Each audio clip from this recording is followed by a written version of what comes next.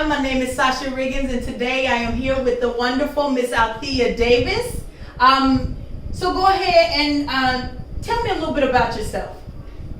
As you stated earlier, my name is Althea Davis. I am the oldest, next to the oldest of the late Bernice and Monroe Carr. I have 3 siblings, 3 brothers, an older brother and 2 younger brothers. I am a graduate of Murphy High School of 1972. I was born April the 18th, 1955. April of this year, I will be 67. Lived in Atlanta, migrated from Florida with my parents at a very young age. Just enjoy life. Had a wonderful childhood life. Okay. So, in your words, how would you describe yourself? I am your dad gonna laugh at this. I'm a good person.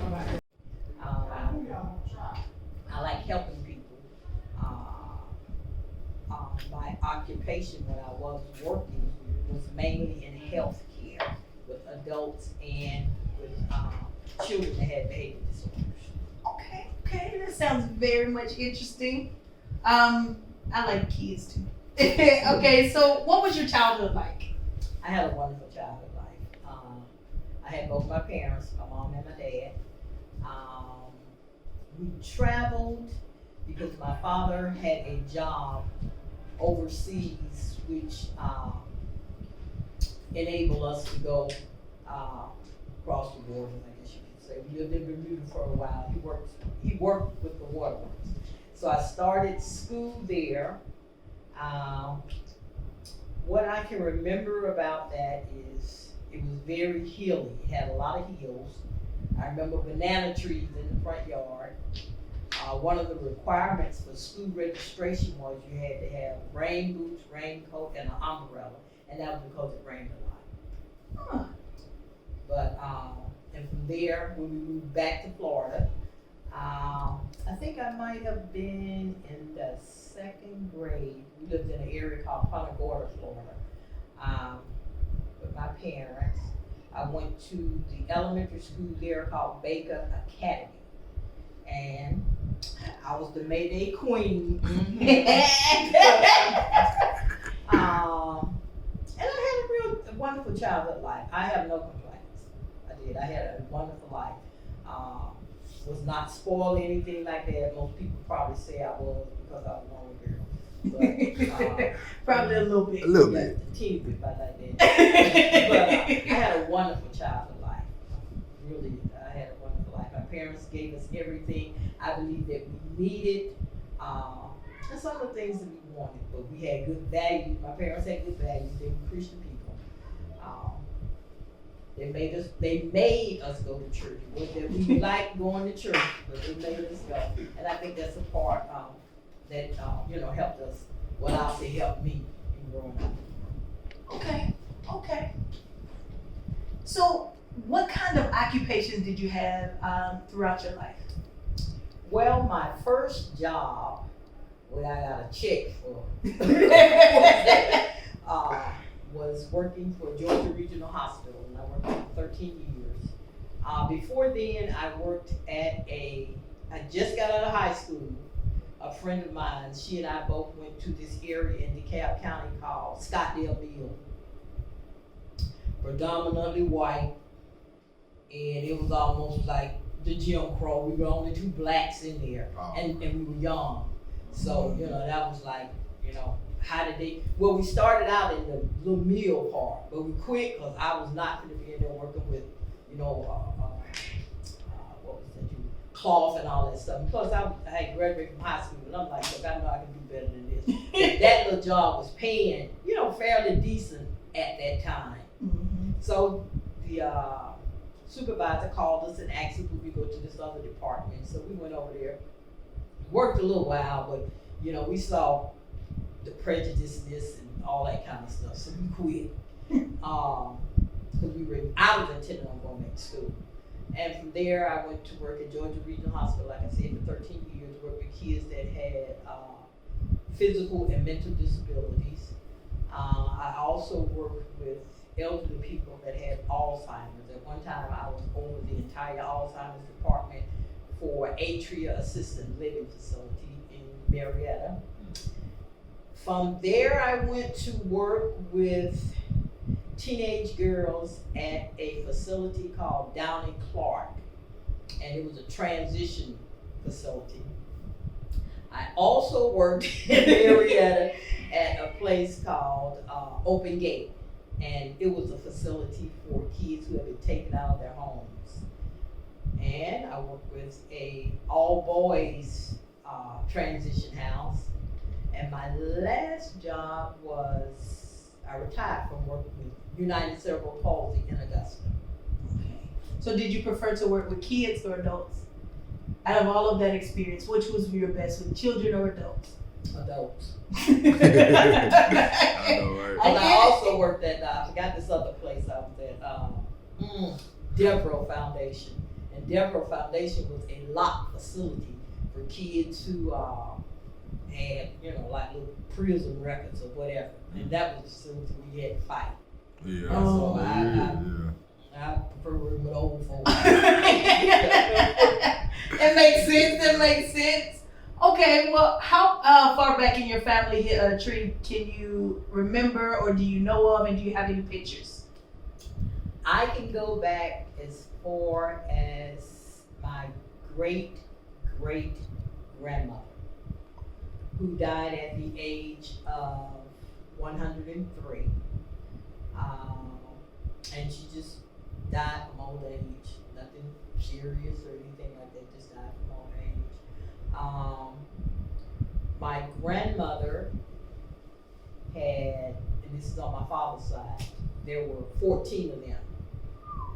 And I remember right now, maybe like my first uncle who died, he drowned. I remember him. And this is on my dad's side.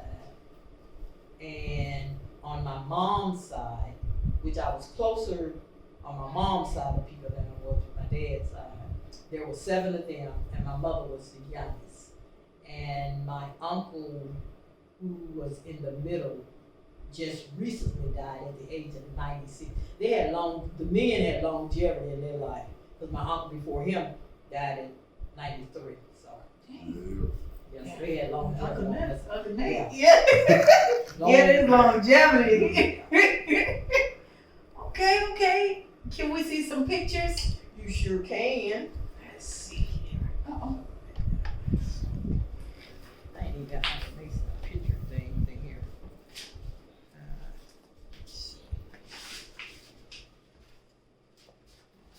Let's see, this is my mom and dad. Right here. And I do recall meeting your daddy. Yeah. Yes. He was pretty cool.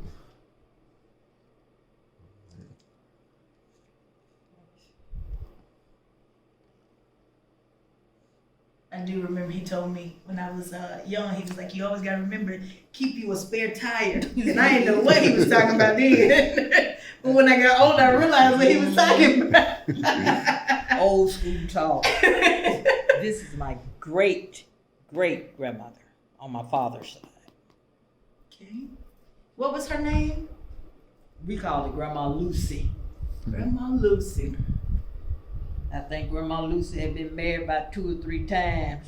Well, living that long, I'm surprised it wasn't more. Henrietta, Bryant, Lynn, Holloway, yes, she been married to. And out of them all, she kept all the last names. Oh, Lord. And you know, that's a picture of my grandmother. I love that picture. Yeah, that's a nice one.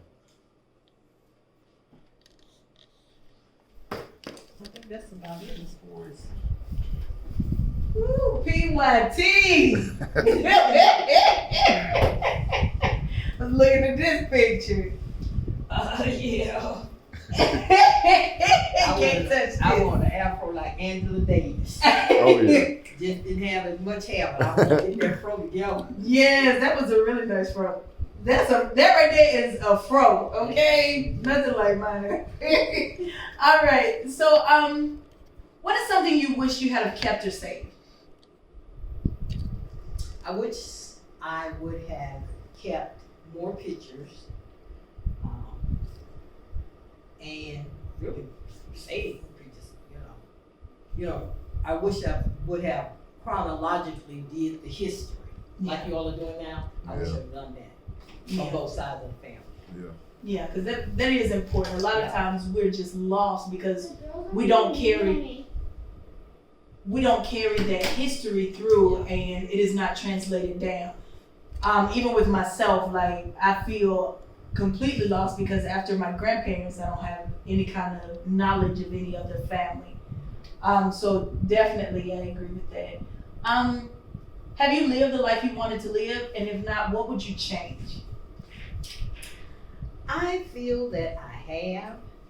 I wish that I would have completed college because I started at Spelman in Atlanta, but after I got in there and saw how bougie all them people were, I was like, this is not for me. Sound like me. I was like, oh, I'm going to get me a job. Yeah, I can deal with this on job. Yeah, for real. But yeah, that's about one of the educational wise. That's about one of the most things that I wish I would have done, completed college. Okay. What's your funniest memory? As a kid, and I was sharing with your dad, my oldest brother, my cousin, and myself, when we lived in Florida, we wanted a dog. And the man across the street dog had puppies. And my father had told us that he did not want us going over there getting a dog. Well, like most kids, I don't know why we thought we could get the puppy and hide it. Oh. But we did. He found it. And back in my day, you got a whip.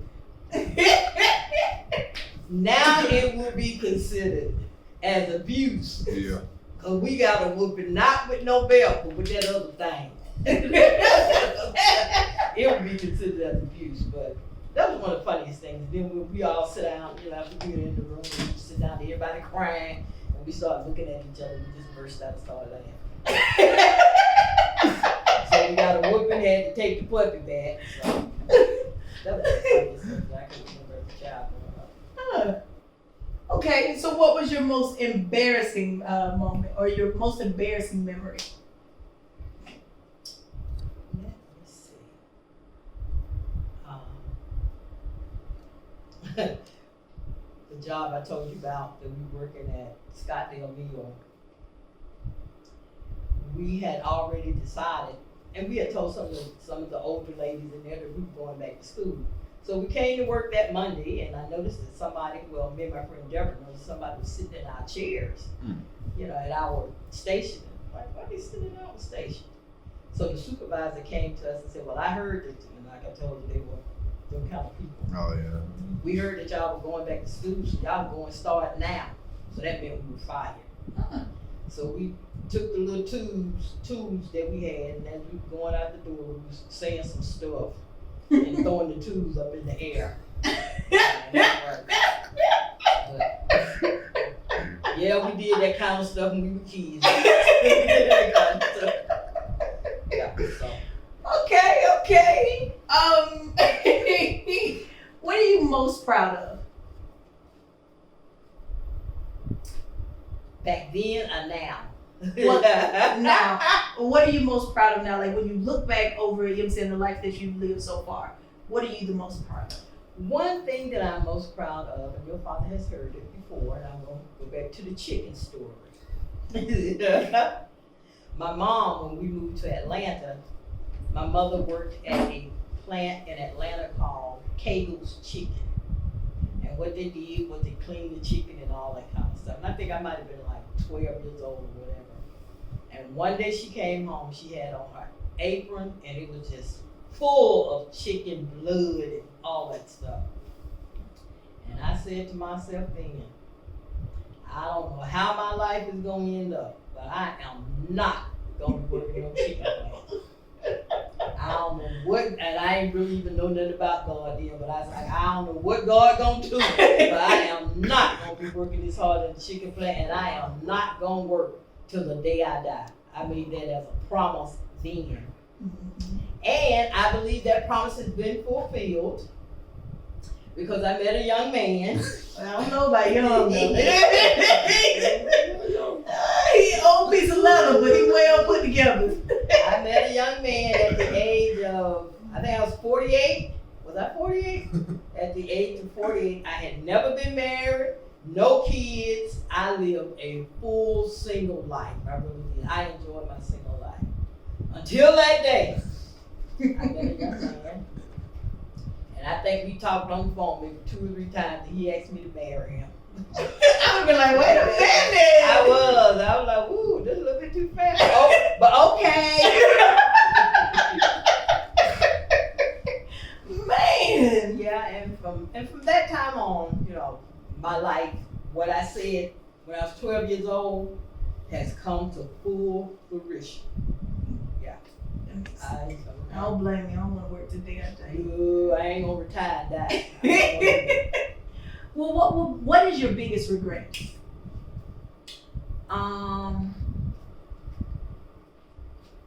I think I said it earlier that I didn't really get the history of both sides of my family. You know, I've gotten a little bit of it now because we talk a little bit and all that kind of stuff. And, you know, you rarely meet your relatives unless somebody die.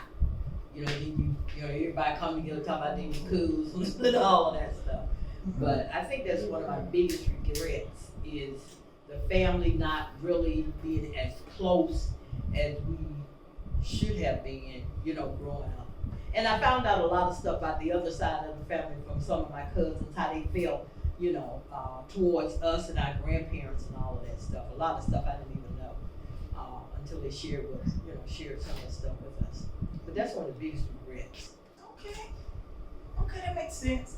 So how do you cope with some of like the trauma that you dealt with in your past? Like, what did you find was the best way for you to cope and move past those types of things?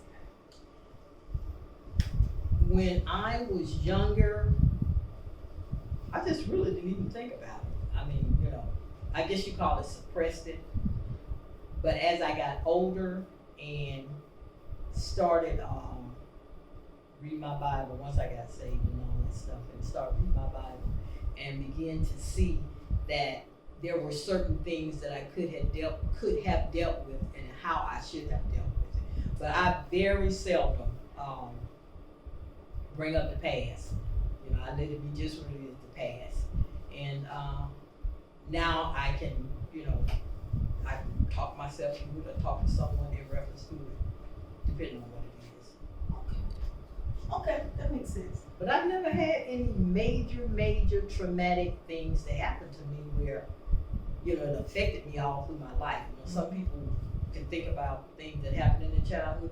I don't have any of those memories. It's a blessing right there. It's a blessing. Because after you live past like 6 years, like sometimes traumatic things happen. Okay, well, what would you say life has taught you so far? Like overall, what would you say life has taught you? The biggest lesson. What goes around comes around. Right. It really does. And I know a lot of people might not believe that, but that's true. And you know, how to treat people. Yeah. You know, and not be so judgmental because you never know a person's situation or whatever. Just because you're not in it does not mean that it gives you the right to judge somebody. Yeah. Okay.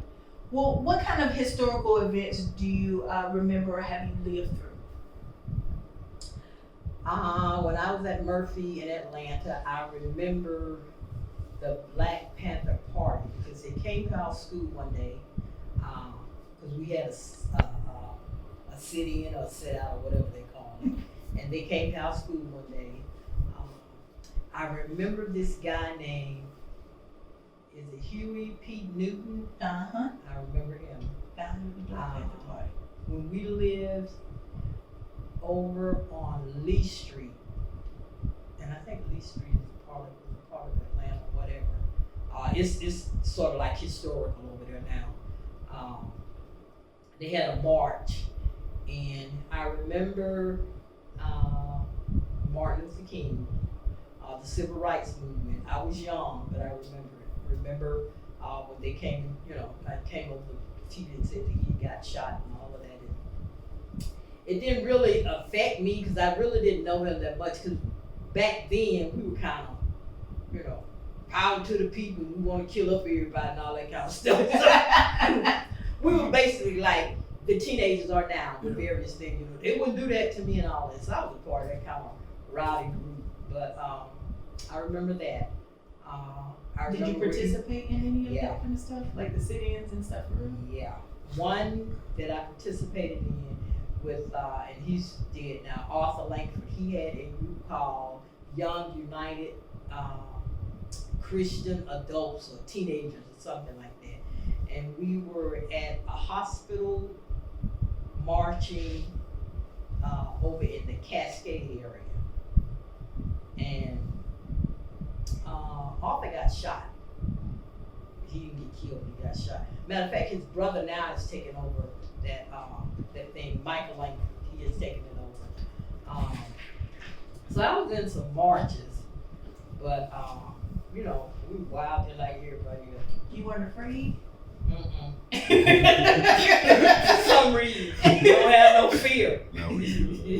Thank God for the coverage. Yeah, Young folks don't care. Yeah, had no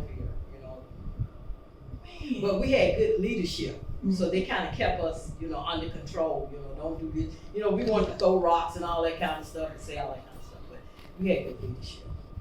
Oh, that's interesting. Yeah, I remember Jose Williams. I remember where he lived in Atlanta. Matter of fact, his grandson that I went to school with. Matter of fact, it was his son, because his name was Jose Williams, which is Portia Williams' father. Oh. And we went to H.O. Burgess, and that school was segregated. Which one is black and white? Segregation or integration?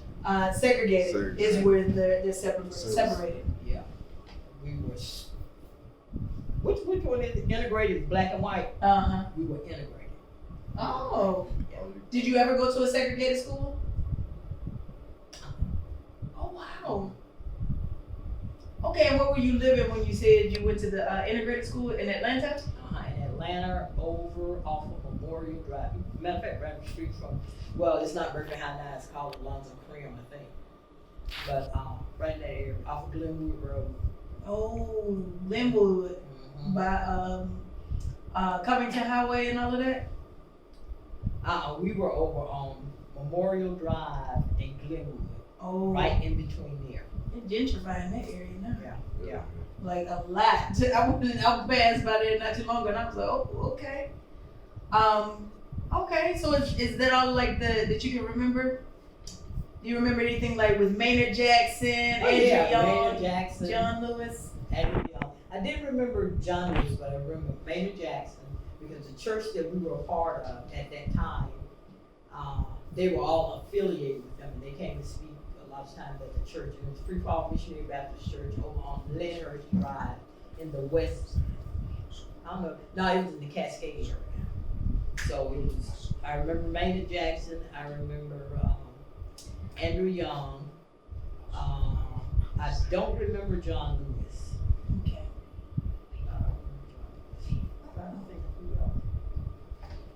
So I was talking to my students about the 96 Olympics and how it changed Georgia and how Andrew Young or whatnot brought the sports teams into Georgia.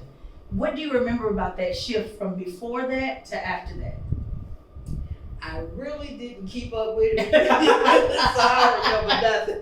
It's okay. It's okay. All right. So tell me, what would you like your legacy to be? What would you like to be remembered by? What would you like the future generations to remember about you? That you don't have to be confrontational in every battle. My father told me one time, because I had a bad habit, if somebody said something, especially on the job, said something to me, I just quit. And one of the reasons was because I knew my parents would take care of me because I was living in the house. And one of the things that he told me was, sometimes you have to open your fist instead of balling it up. And that's one of the things that I learned.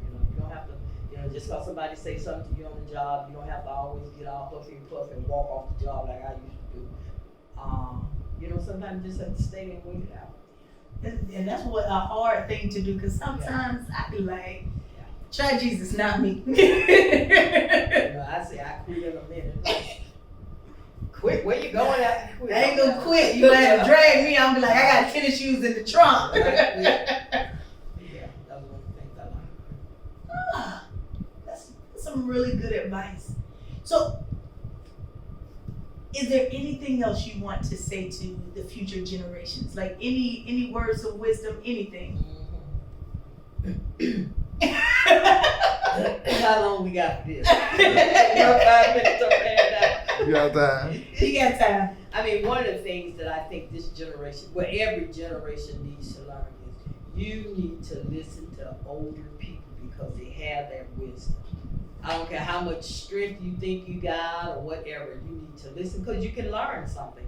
A lot of mistakes that I made was because I did not listen. Now, looking back at it at 66 years old, I probably could have been further down the line in life on a lot of things that I could have learned back then that I'm just learning now. And, you need to find wise counseling. Even though the generations are separate, but some old people got some good wisdom. They can tell you what's going to happen before it even happens because they see the route that you're going. And most of the time, the only thing you're trying to do is to keep you from bumping your head into something and having to have to do this thing all over. That's true. That is true. Because I made many a mistake from not listening. Yeah. Right. But if you can't listen to the old folks or other people trying to help you, life is going to teach you always. Exactly. They will always teach you. You're going to learn a lesson either way. Yeah. Right. And whatever you give life, that's what life going to give you back. So, yeah. Right. All right. Well, thank you so much for doing this interview today. I appreciate it. And that is about it. Thank you. You are quite welcome.